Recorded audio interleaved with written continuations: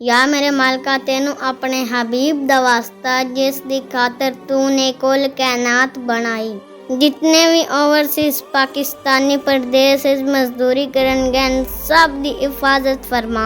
या मेरे मालका तू ते वादा हुला शरीक है, तेरा तो कोई शरीक नहीं। यार पिछले 2 साल हो गए नहीं गुलाब शाह परदेस मजदूरी करन गया, लेकिन अजे तक बेचारा वापस नहीं आया। उस्मान यार वेख मैं 2 साल बाद परदेस विचू आ गया।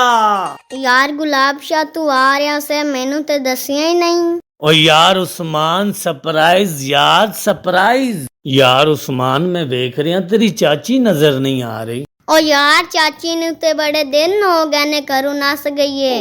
ओ यार फिर मैनू ते दसिया ही नहीं। सरप्राइज यार गुलाब शाह सरप्राइज। टूटा है तो दिल कभी जलता